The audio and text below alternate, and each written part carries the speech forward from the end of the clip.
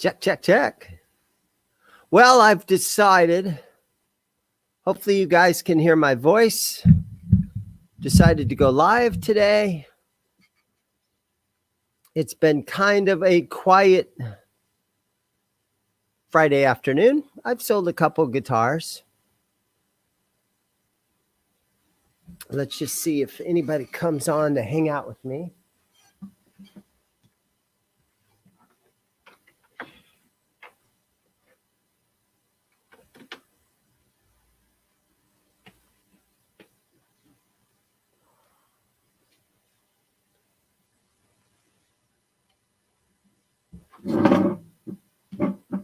We got one eyeball on us. Well, hopefully he's got one person. Hopefully he's got two eyeballs.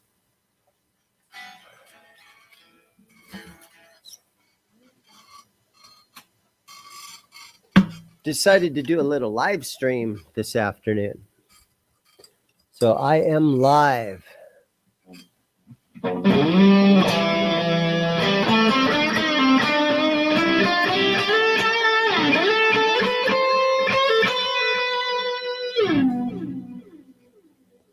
Adjust this camera a little bit like this. Rich, how are you doing, man?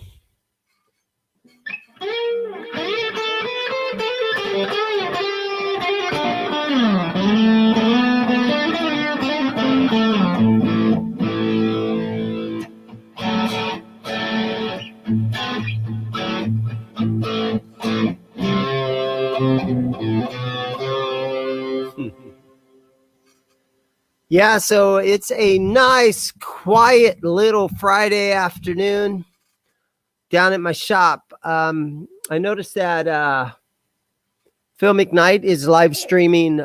He did it yesterday, so I don't think he's on today. And so I'm like, well, you know what? What the hell? I guess I will turn on the old StreamYard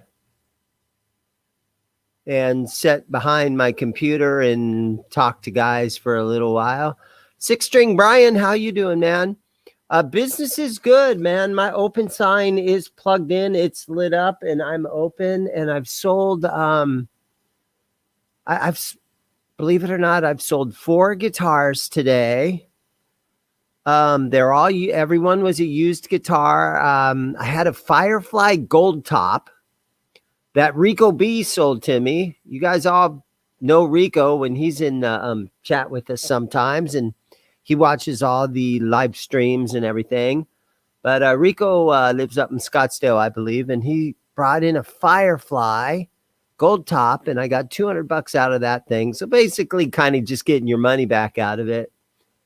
And sold a couple, a Yamaha acoustic and a little 3/4 size acoustic. A girl came in and bought a little acoustic. And so, you know, just kind of hanging out, doing my thing down here at the shop. So things are going good overall. The guitar world, we all know a lot of dudes are buying guitars. There's Reverb is selling a lot of stuff, and a lot of guys are getting top dollar for things. And so the guitar world, with everybody being stuck at home, it's doing good.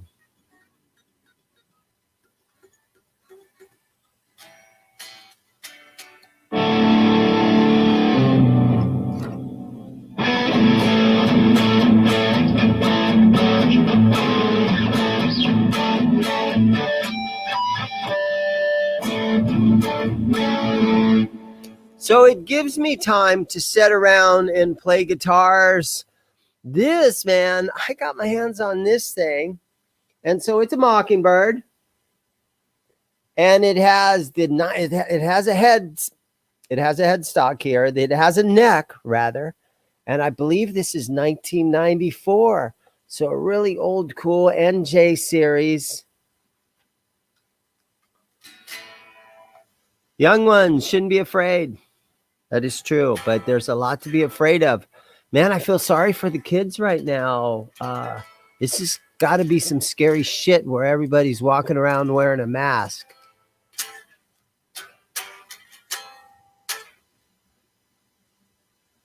Yeah, this green one behind me.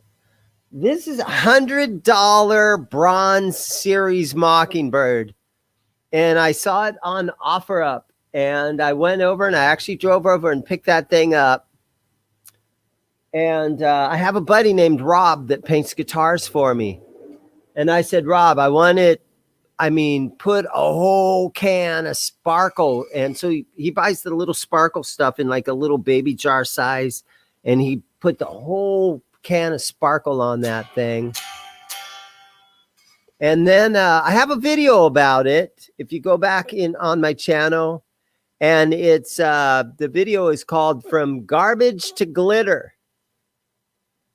And there's a guy that comes in here, Cliff, and he recorded a lot of the video for me, and then he put it on a little hard drive, and he gave it back to me, and it's a cool video.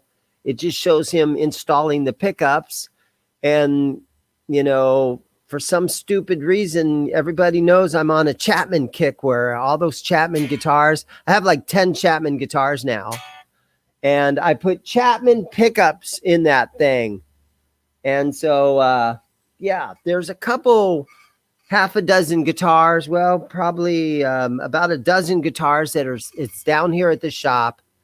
And they're kind of like my guitars. They're not really for sale. They're back here, behind the counter. And these two BC Riches are part of that collection. And this Charvel that I had painted to kind of look like the Warren DeMartini from the Round and Round video, where he falls out of the ceiling and knocks everything off the table. So I've got this thing, and some things you can't sell. This thing, it's had the broken headstock. You see that, where it's split right under the B string right there? But it's been re-glued, and it holds its own. It hangs in there. But this is just one from my collection. And I've had this thing probably at least 2 years now. And it just kind of lives back here behind the counter. This is one of those paint jobs where the guitar, I believe this guitar was painted red. And then you drip glue down it, and then you paint it black. And then after the black's dried, you go and you clean all the glue off of it, and the red comes out from underneath. I'm pretty sure that's the procedure when you paint this thing. But I feel kind of fortunate that I have a friend that does this kind of stuff. And he does it as a hobby. And, he pretty much, for $100 a paint job or whatever he charges me, I'm pretty lucky to have old beat up guitars that I can, I can just have fun with. And I sit around here every day and mess around with my old guitars and try to put fun paint jobs on there, kind of do stuff like that. So got that thing. Oh, I've got this thing. So this is a BC Rich NJ series. And it's got the Made in Korea tag right here. And it's kind of a fun guitar. The ST3, I believe, is what you would call this one.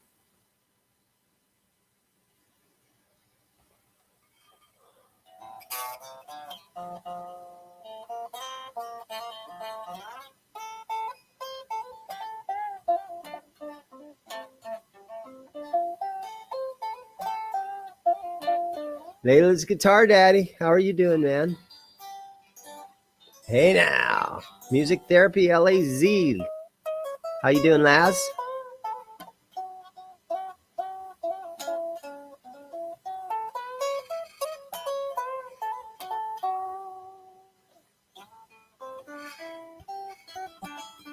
Joey, how you doing?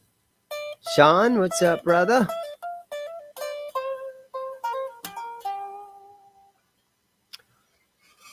So that's about it for me. Sitting here messing with old guitars. Some of the stuff that's not really for sale. Just weird old things. It's part of my collection. This has the leather on top of a black plastic pickguard. And just a fun old guitar. I put this thing together myself. I'd finished it myself. I did the little carve out right here with a file. You know, nothing fancy about it. And the neck is a West tone. So I took an old West tone neck that was laying around, a really bad body, and I put something together.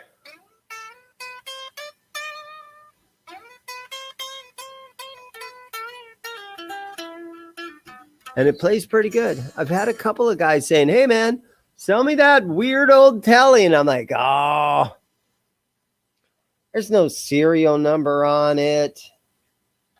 It's just kind of butchered. I don't want to sell that. But the one guy, you might notice him as Rock Daddy. Rock Daddy comes in here. His name is Scott. Scott wants to buy this thing. But he's already bought probably at least a half a dozen guitars from me.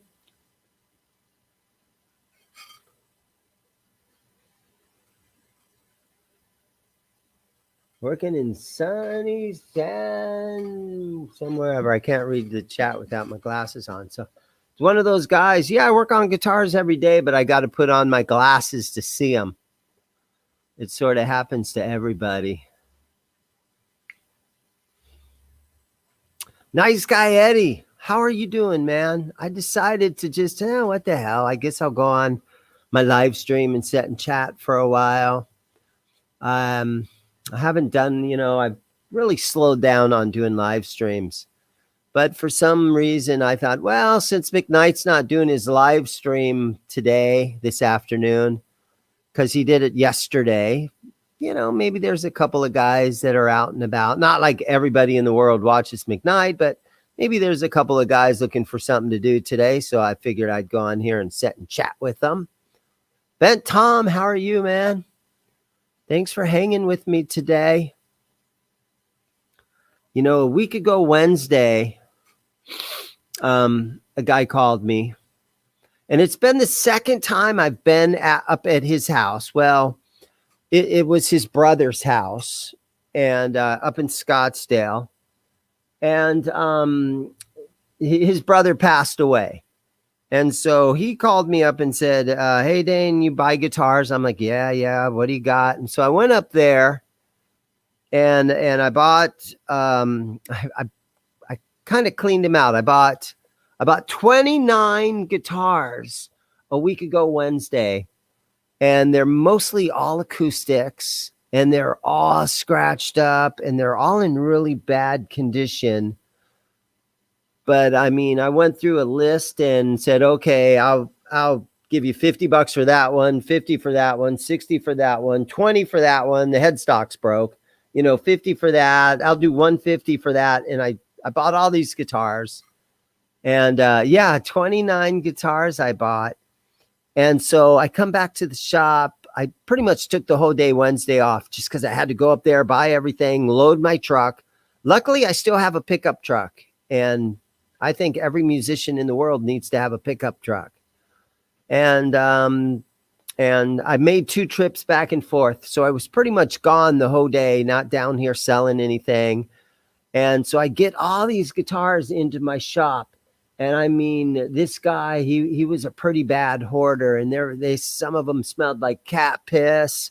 And every guitar, man, I started, okay, I got to clean these guitars. I can't let anybody inside the store actually see these things because they are such a mess. So I stuck them all in the back of the store, back in the back repair room, and I just had them stacked up back there.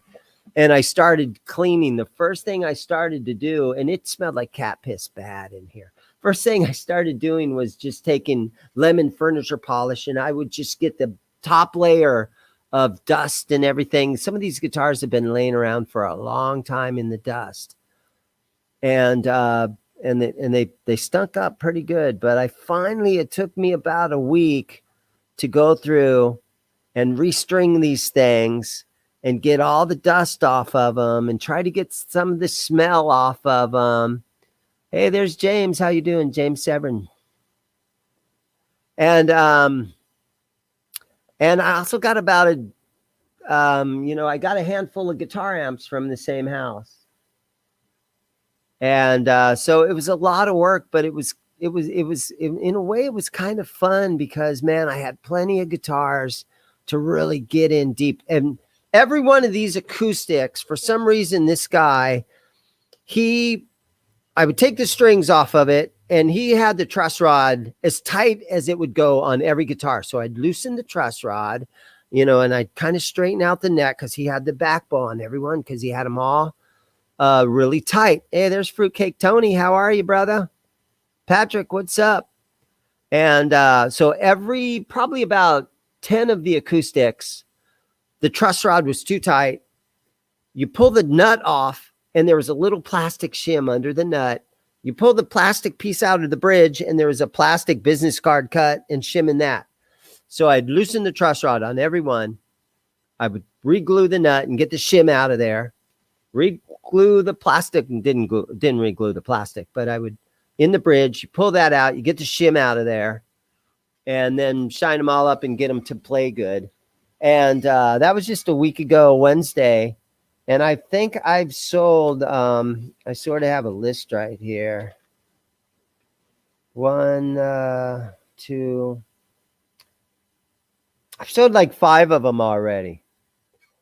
But I started watching a lot of those YouTube channels where the guys take old acoustics and they get them to play good. Now, I'm going to mess up what the one channel is, but I think it's called T Wood something or other. And I binge watched about 10 of his videos, and where he's showing how to, fix up those old classic, classical guitars. It was a lot of fun. Now they're all done though. So I'm bored again. But I didn't want anybody to come in here and into the shop and smell, cat piss in the store and stuff like that. Had my hands full. And it felt good to work that hard. Sometimes I sit down here and, man, I don't do much. So it felt good to have that many guitars. I got one I'll show you. Let me show you one of the acoustics that I bought, and I strung it up. Hold on, here we go. Let me grab this.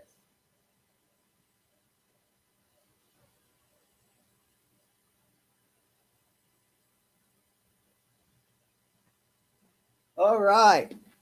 So here's one of the ones that I bought last week. And it's a Yamaha 12 string. And, if we take a close look here, we can see she's got some scratches on it. You can see it's pretty dinged up. It had a shim underneath here. The truss rod was way too tight. But, I think I have it in tune pretty good. Listen to this.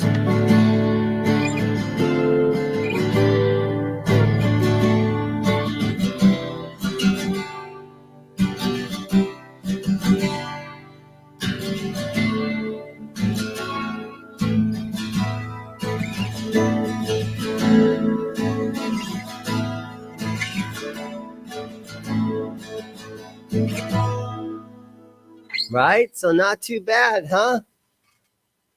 So something like this. Oh, yeah, it had a big old dent. It's got a big old dent right here. I tried to polish the back.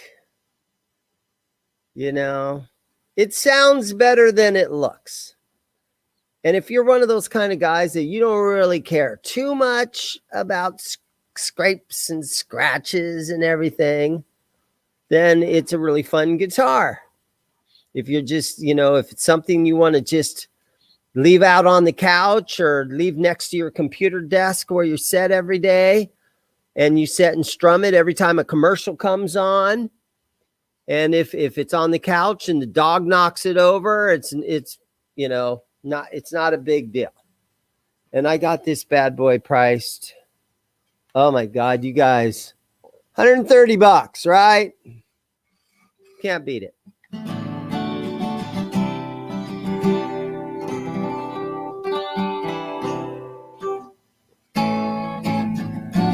Did you see the vintage Alvarez classical that you sold, Jack the Rabbit? I did not see that.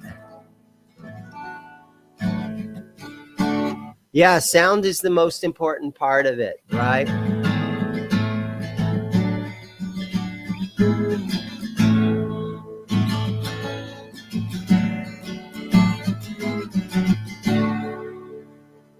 And I think it's staying in tune. I think I just strung this up probably Monday or Tuesday. Let's double check its tuning. You really got to be patient when you tune a 12 string. Oh, it's just a tiny bit flat.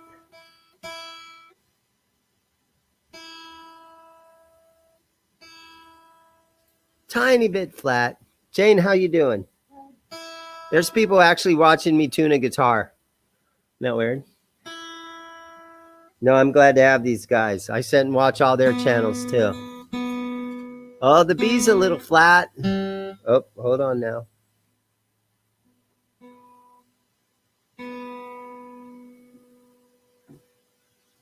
That's the fourth one there.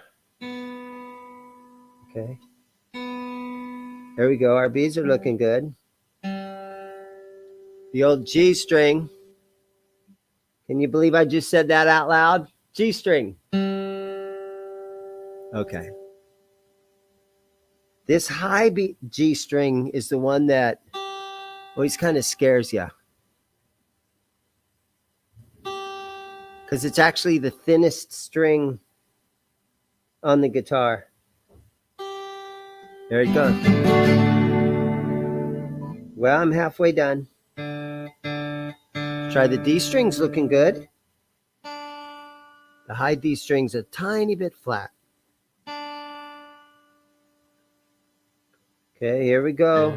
The A string. Am I on the right one? Got to make sure you're on the right tuner. I was on the wrong one.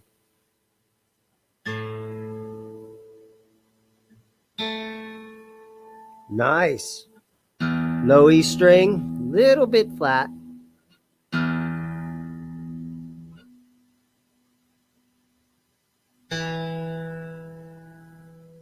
There it is.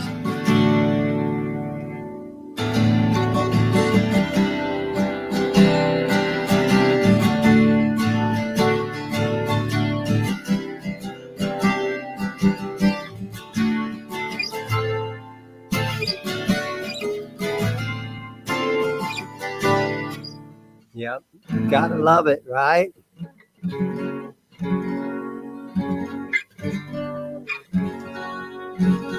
Hold on, let me put my glasses on. Let me read this, Joey. Dane, I use Scratch Doctor on a handheld buffer and then followed up with McGuire Swirl Remover. Finish is usually near perfect afterwards. It doesn't work on the bad scratches, but it does work well. I don't have a Scratch Doctor. I got some McGuire's, like they sell it in different stages. A medium cut. That's what I have, a medium cut. And then I don't have Swirl Remover, but I just got a like Turtle Wax regular stuff. And I went on Amazon and I got the little buffing wheels that you just put in your drill. And I take that to some of them.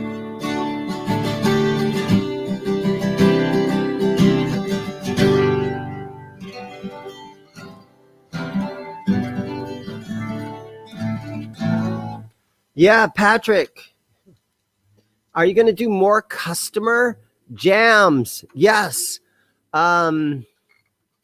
I mean, I hope to, because I get some talented kids. I don't really want it if it's a, some 50-year-old guy and he's singing, or I don't really care about that. But if I see talented girls or even girls that are like, hey man, I wrote a song, and I'm like, yeah, let's do a video about it. I'll definitely do that. They can set in my little acoustic room I have right there. I just point the camera on them, little shotgun mic, and say, go ahead, give me an original tune. And yes, when the girls come in and they're up for doing that, I'm definitely going to do that.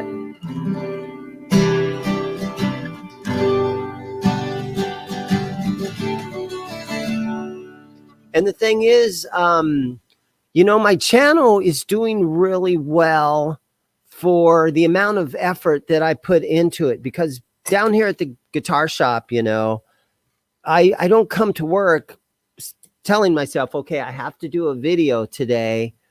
The videos it's all sort of natural the way these videos come by. I do customer showcase videos where guys bring in their guitars and they're like, look, dude, I got an old Guild from whatever. And I'm like, okay, let me get my camera out, and we'll do what I call customer showcase videos, where guys just want to show people their guitar, and they bring their guitars in. And so I get those kind of videos. And then sometimes I'm like, well, I got to restring a guitar, so I might as well put my camera out and talk a little bit while I'm restringing a guitar. So I have those kind of videos.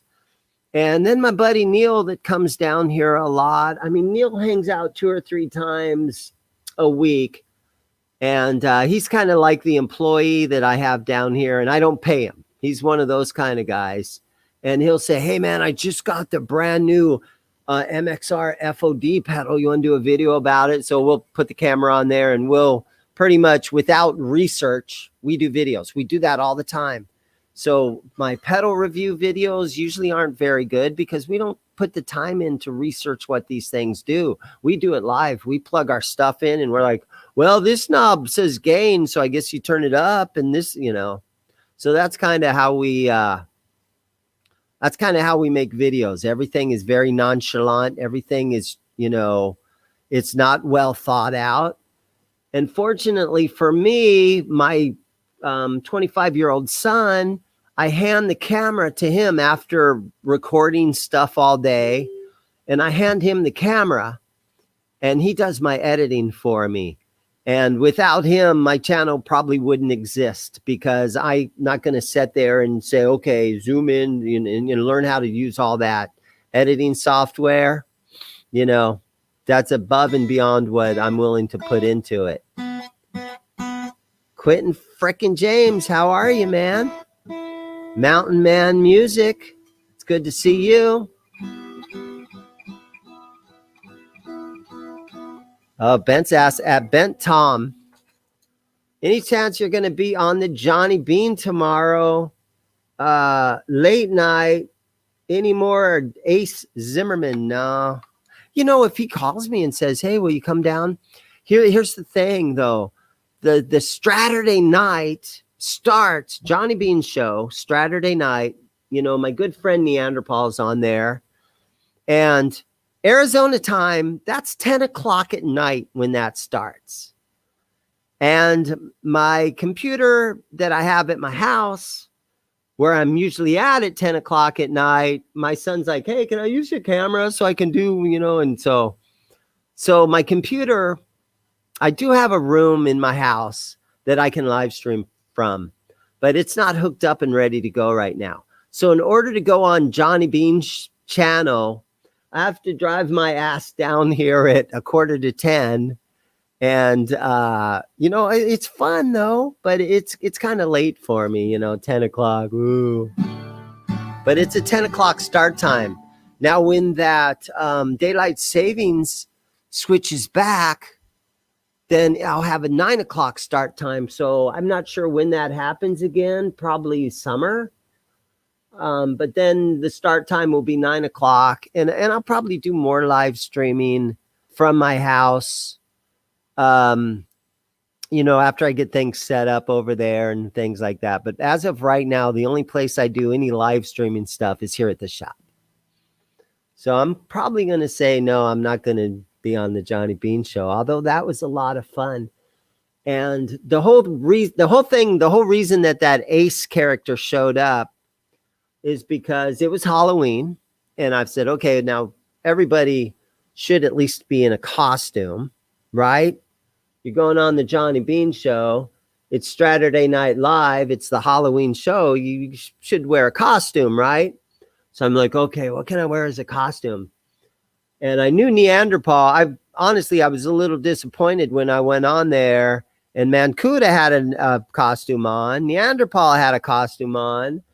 John BL, he didn't have a costume on. Johnny Bean, there's no costume. So I was like, oh, you guys, come on. But honestly, all I did was, again, it started at 10 o'clock at night. So probably about 8 o'clock, I'm like, shit, I need a costume. What can I do? So I went down to the Walgreens on the corner and I'm like, well, I can always get face paint. And then I'm like, well, I could be a Kiss guy. And then I'm like, you know what? Neanderthal does such a great Gene Simmons impersonation.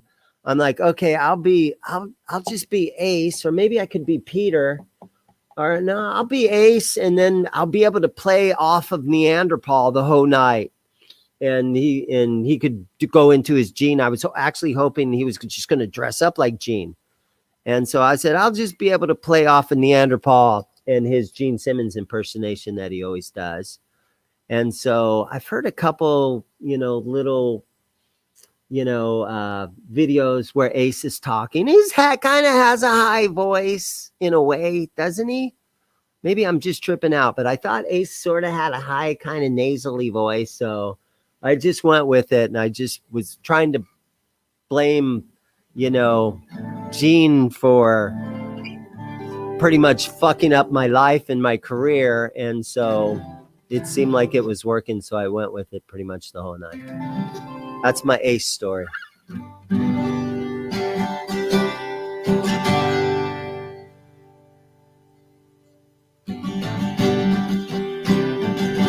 Yeah, you know what? We always have this next Halloween. Hey, honestly, it's only 8 months away now, right? So, or even 7. It's only 7 months until Halloween. And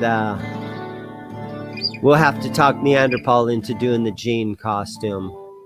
And then I'll do the Return of Ace. We'll be back. Yes, this thing is for sale, but I'm not going to ship it. Shipping would probably be more than what I'm actually trying to sell it for. I actually have it at, man, I got this guitar so dirt cheap. I spent an hour or two, cleaning it up. I believe there was a shim under the nut.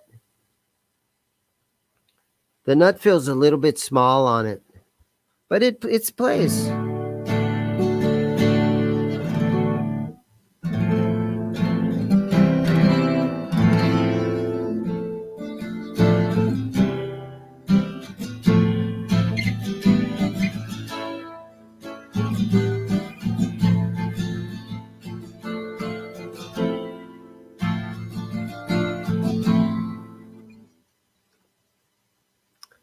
Yeah, so it's just a guitar. Let me show you another one that I've got. Let me think. What can I show you guys? I know you're asking about Alvarez.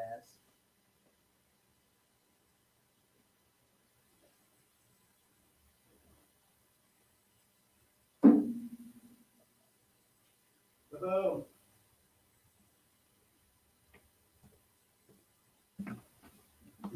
Okay, so this little thing is an Alvarez. And again, it's another one that I got about a week ago. And there was a hoarder up in Scottsdale, and I bought, like 29 guitars out of this house. And this is the little Alvarez, and you can see it's got a nice little scratch in the back right there.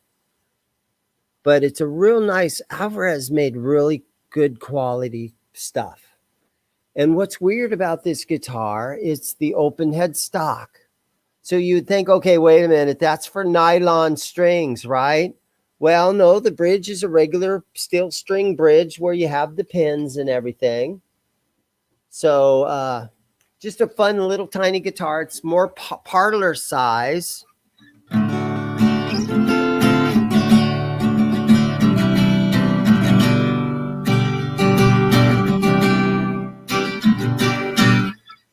And so another fun little guitar. Alvarez always made really good stuff.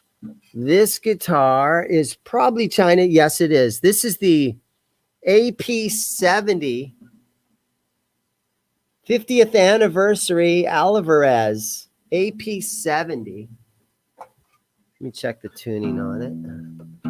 Everything's flat. Been a couple of days since I strummed this one.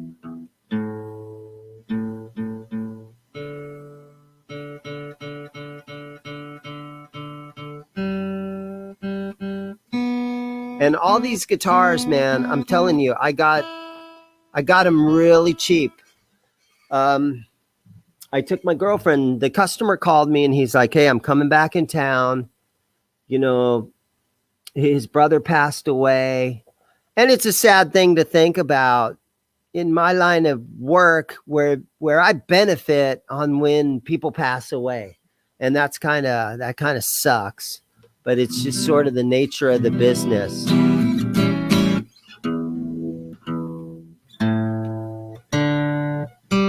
So I went up there and bought a lot of guitars, and I wasn't going to go up there. And because I knew the guy was cleaning out his condo, he needed everything to be gone. So I pretty much said, okay, 50 for that one. I'll go 60 for that one. This one got a big hit. I'll go 40 for that one. And so I just kind of made a list where I went through and I bought every single one, and I didn't, go back and forth. He didn't say, no, give me 70 for that one. None of that stuff happened. And I came up with a total, and he goes, okay. I wrote him a check. And so it was quick and easy. But man, some of these guitars were in really bad shape. And a lot of guys would be like, dude, why are you buying that? I mean, that thing is junk. But you know what? Because I'm going to shine them up and going to make the very most out of a guitar. I love the idea of taking a guitar where the average guy is ready to donate it to Goodwill or something. And I try to make the most out of them. I try to get them set up. I try to shine those frets up so they got a nice shine to them. And I try to make the most out of them. And then I sell them cheap. Well, this thing's not really dirt cheap like that 12-string. I got it at $175. So I might be reaching a little bit on this one.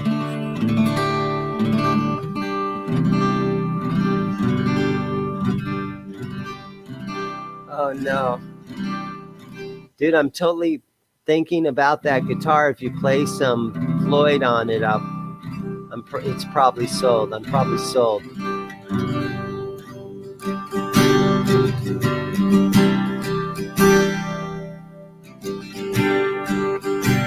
You guys all have my phone number, right? All you have to do is Google ZIMM'S guitars. You'll get my number. You can always call me up. I have a PayPal account. I can ship stuff. I don't usually like to, but I can ship stuff. I have a PayPal account.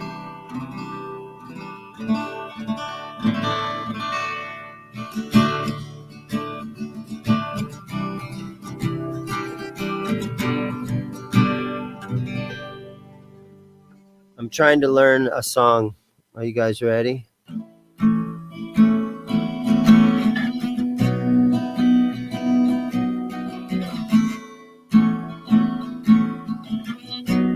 You guys, I'm not going to sing. You guys have to tell me what you think the song is.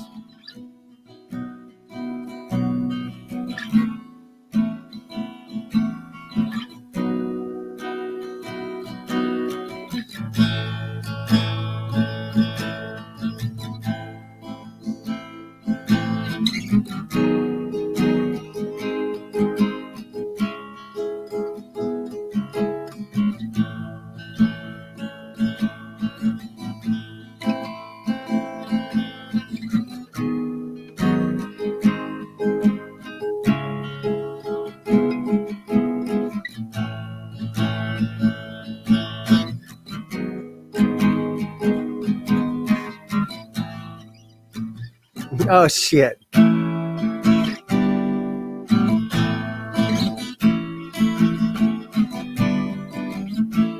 No, I messed that last part up.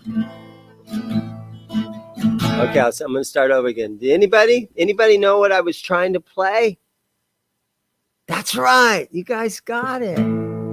Damn, I thought, man, I really suck on guitar.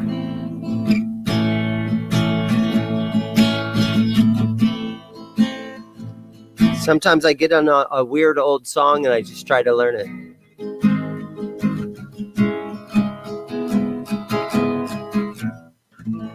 Carlos, how are you doing? He's asking, did I replace the tubes on that Marshall? No. Haven't messed with it since you've been in here.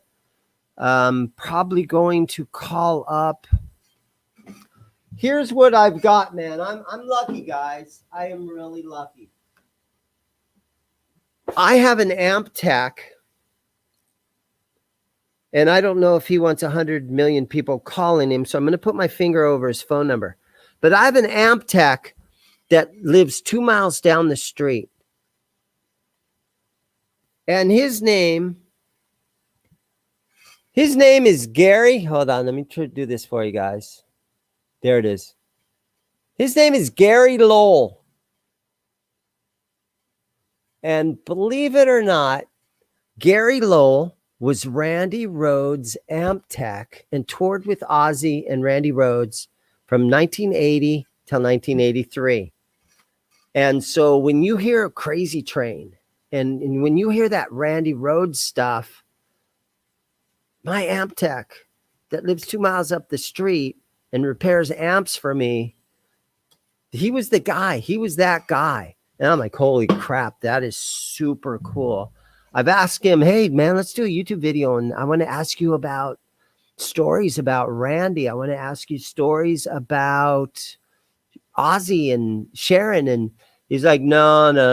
I try to keep a little low profile. I'm not interested in all that. So I'm like, okay, that's cool. But a few of the little stories that he did tell me while he's been in here a couple of times, I've had a few things worked on. And in 1980, Sharon actually had a restraining order against him. So Randy Rhoads' amp tech, Sharon had a restraining order against the guy, not to stay away from her, but to stay away from Ozzy. So again, the year was 1980. And you guys remember what happened in 1980? Now I'm forgetting. Now I'm forgetting the guy's name. John Lennon. John Lennon was assassinated, murdered in 1980. So Sharon was really worried about Ozzy. And Sharon was saying stuff like, I've heard this story from Gary. Sharon was saying, look, if people are going to kill, peace and love John Lennon, they're damn well going to try to kill Ozzy because he's like the Prince of Darkness. And she was worried. So she made the crew and the sound guys and just everybody that worked on that tour, she made all those guys stay 100 foot away from him. And she was really worried about Ozzy being assassinated, which I guess it makes sense. So, I feel very fortunate to have Gary working on amplifiers for me.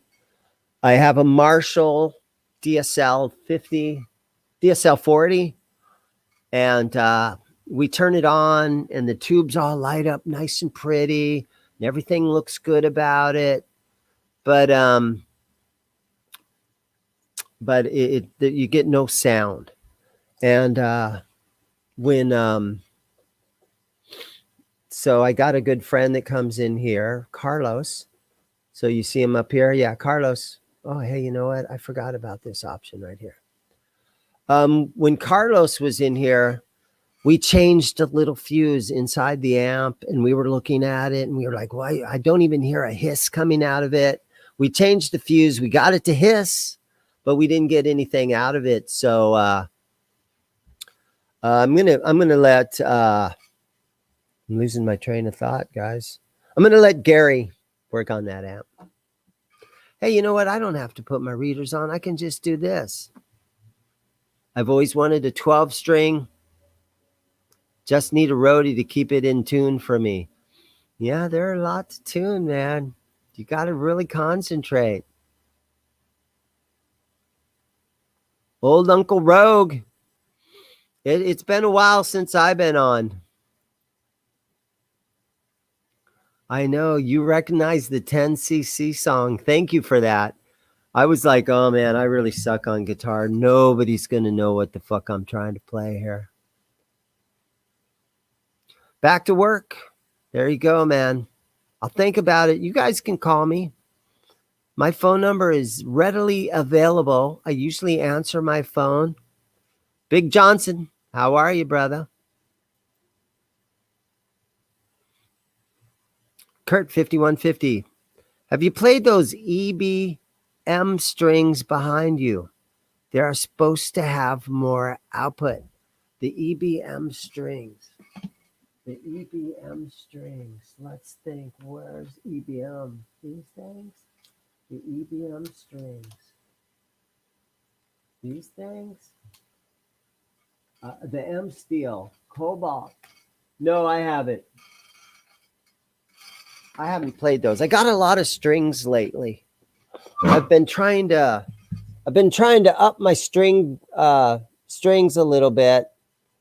I've got some DR stuff over there, some D'Addario stuff over there. I got some old random Fender stuff up there. A few packs of some Elixirs up there and some Martin stuff.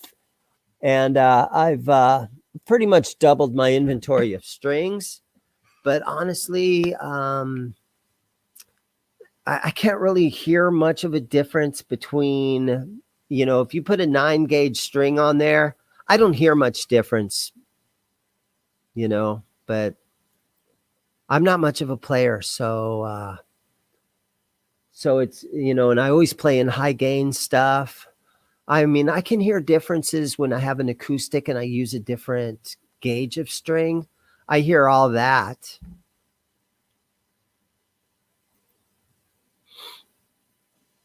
When are you going to make a 2021 inventory updated video? I'll do that soon. I'll do that one of these days. I'll try to do one of those next week. They're easy to do. Any MIM strats? Yes, man, I got some strats. You know what? I've got one. Let me show you a MIM strat that I have that I just got. Where is that thing? Here it is. All right. I'm actually going to show you guys 3 of them that I have.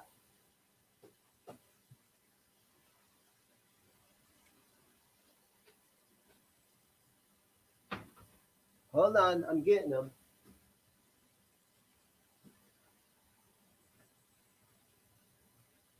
Okay. MIM strats. Okay. This first one is an MZ2. So this is a 2002 maple neck. Sort of looks like an ash body, natural finish. But here's the best part. It's a hardtail. And you can see that when I put this guitar together, I had the black tailpiece with the chrome saddles. I would say the only thing you need to do to this guitar to get it, to bring it back, is to get the chrome tailpiece. But it's a neck through guitar. It is made in Mexico. Oh, it's got the locking tuners on it. And I got a little price tag there of, let's see what that price tag rolls around to be. Got that bad boy at $450. Okay, so I mean that's not the best price in the world, but I negotiate everything. Strat number 2, Mexican Strat. This bad boy. Let's see what that serial number. MX1. So this is a 2011. And it's got the 3 single coils. Nice guitar. Kind of looks like maple neck. Kind of looks like the Yngwie guitar. Okay. Nice body. It's all made in Mexico stuff. Here's the worst part about it, though, guys. The back of the neck had a couple pretty good dents in it. And so I did the whole wood glue and super glue trick. Tried to file it down. Tried to get it to play nice. You don't really feel it, but I can't ask top dollar for a Mexican Strat, you know, that had a little tiny bit of filler put in it. And it's the worst right in this neighborhood. But again, I sanded it down. I put a little, little tiny bit of varnish on the back. And you don't really feel it. But I'm not going to ask top dollar out of this thing because of that. And I got this little girl priced at, oh, smokes, 300 bones. There it is. Great deal. Great deal if you can put up with the little scratch on the back of the neck. Frets are nice and shiny. Nice glossy fretboard. Playability is really good. Sound is really good. But the little dings and dents that was on the back of the neck right there, that pretty much kills it if you're trying to get, $400 or $500. Mexican Strats have gone up in price, but I'm trying not to capitalize on that here in my shop. They're still usually about $400. And now this third one that I have, this thing is an MZ7. So this is a 2007. And it is the Sunburst, 3 color, 3 single coils. And not bad shape. Got a lot of little scratches and dents. There's a little dent right there that got filled in with super glue and sort of smoothed over a little bit. You can see it. Can't really feel it. Yeah, you kind of can. But, if you guys don't mind some scratches and dings, that's why I would always recommend buying your guitars used.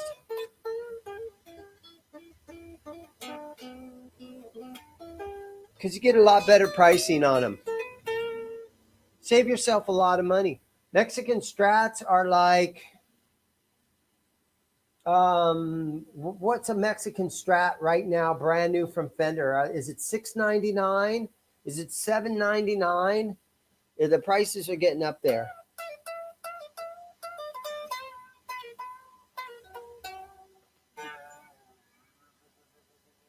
So I try to still keep my prices, at $350 to maybe $450 on the high side if I get a real pretty one.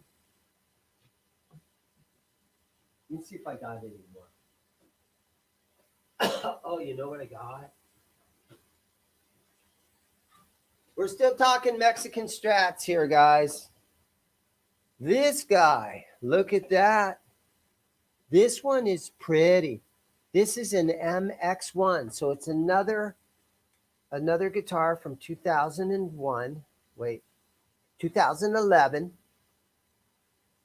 And this thing is factory Floyd with the HSS configuration.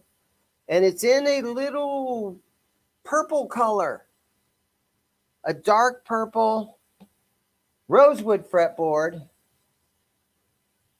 But to have that whole Mick Mars thing going on,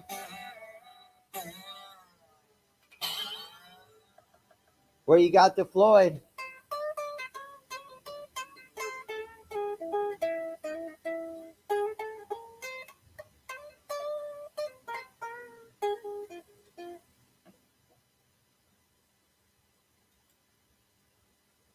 Nigel, how are you, man? Janice.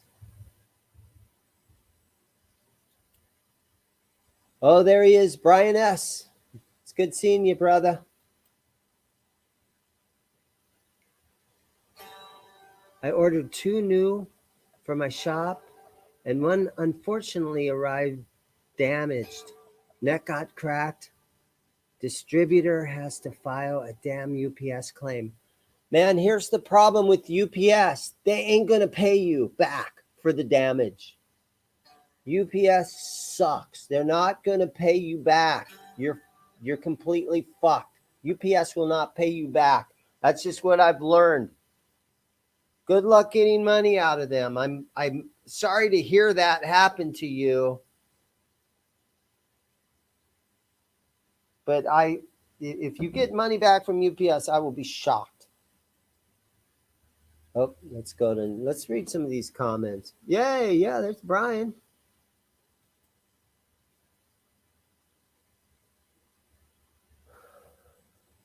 Man, here's what you got to do, Jack. Call me up. Go on ZIMM'S Guitars.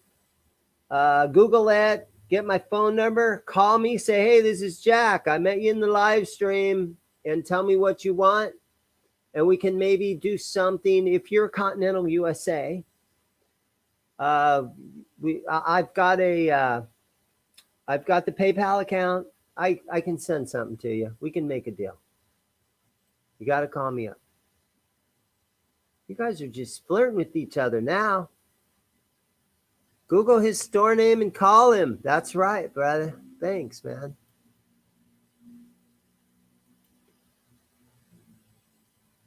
Mr. Zim. He loves my videos. Dude, thank you so much, man. I do what I can with the videos. Thanks to my son, they're getting better because of his editing skills.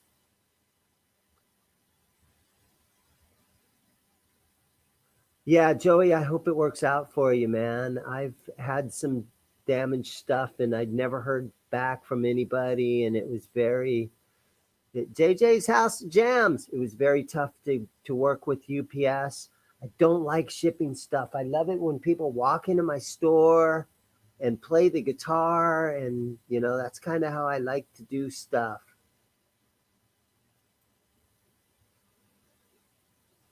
Robert, Robot, how are you?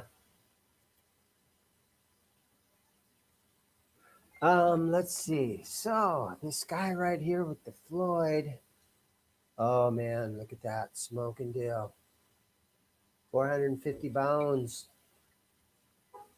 450 bones right there, smoking Dale. Got to get your Mick Mars going. Shipping stuff sucks. It's true. Hey, Kevin, how are you? You doing a live show? Yeah. Yeah, I love having guitars to work on, though, guys. It's a thing. So, Jack, I'm from Louisiana.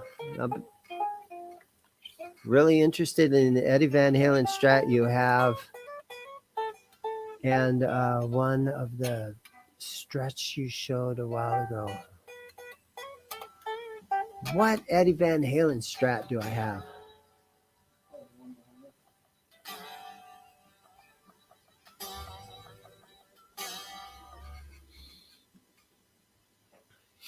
Spacing out. I know secondhand stuff is the best.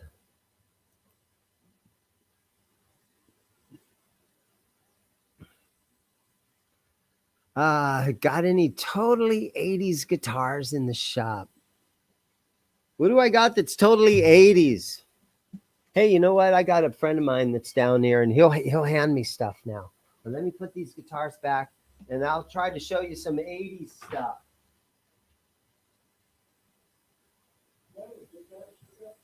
Dude, I got so many gig bags right now.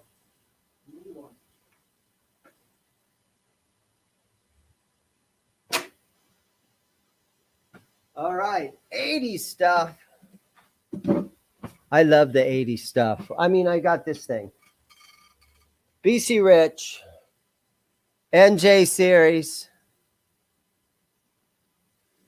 custom paint job. It's kind of a fun guitar. Yeah, 80s stuff. I got some Chapmans lately. I love playing some Chapman guitars. Thing about these Chapmans is I feel like for the 450 bucks, you sort of kind of get yourself a boutique guitar, right? 400 bucks.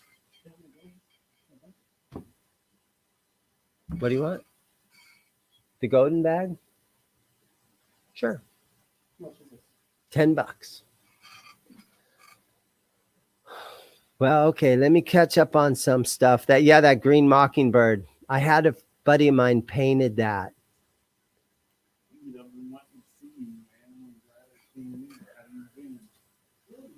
I love the guitars from the 1980s, that's for sure. Black and pointy. It's okay. Black and pointy.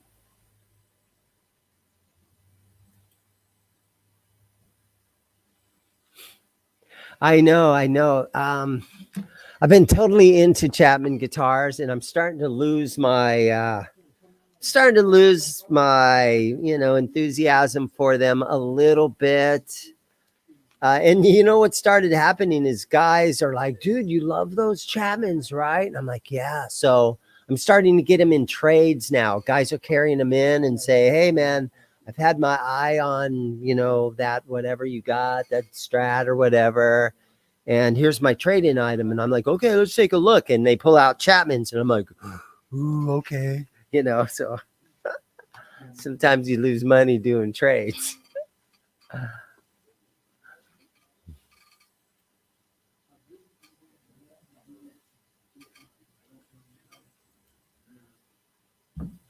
So, hey, guys, I know I have a ghost fret. I have a Chapman ghost fret. And there was another one here in the Phoenix area on Craigslist. And the ghost fret that I have is the gray one. And there was the red blood. What do they call the red one that fades to black? But there was one of those over on the west side of town. And I just, the problem is it's 30 miles to get over there. I just didn't have the time to go get it. But I kind of wanted to. They had it down to like $340 or something for a ghost fret. And I'm like, I got to go get that. Okay, here's a good question for me. What are your thoughts on solar guitars? They're super cool guitars. I had my hands on one. Ola England is, great player. He's got a great channel. He makes a great guitar. They all have those Evertune locking string bridges on them. I believe they're called the Evertunes, and they sound good. I had one down here. If you look back on my videos from about a year and a half ago, I had one down here and I did a YouTube video about it. And on my channel, I think the video's at 12,000 views or 16,000 views or something. The video is doing really good for my channel, where a lot of times I'll do a video and after a year, I'm at like freaking 500 views on it or something. But I did a video on a solar and it turned out really well, and they're great guitars. And I ended up selling it on Reverb. But the solars, I got nothing negative to say about them. They're badass guitars.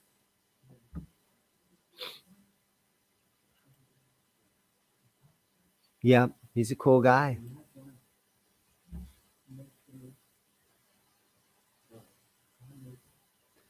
Yeah, the Jacksons and the BC Riches. I love those guitars too, man. I'm 59 years old and I love everything. Everything 80s.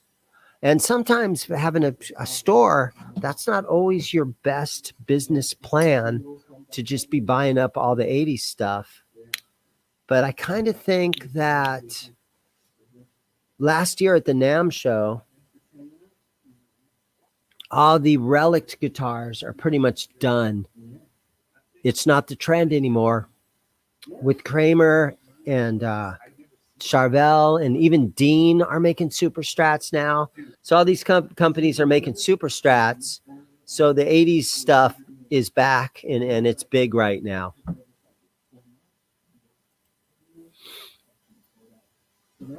I do have ZIMM'S t-shirts. If you go down in the description of every video that we do, there's a link in the description to get one from Teespring. And they're pretty cool t-shirts. They're not too bad.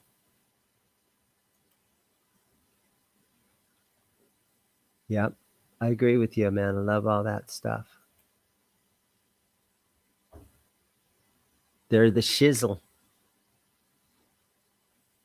Hey guys, I'm starting to get a couple of customers in the store, so I'm going to have to wrap up. Thank you guys for hanging out with me. I'll try to do some more live streams. Maybe I'll start in, geez, it's been 2 or 3 months since I've done one. And, you know, I got 40 of you guys watching. Maybe I should start up again. Thank you guys so much. But I got to, you know, I am running a shop here and I got 3 guys walking around. One guy's could just carry the guitar out of the front door and I better go run after him. But anyhow, I'll catch all you guys later. All right. Thank you so much for watching. Everybody take care.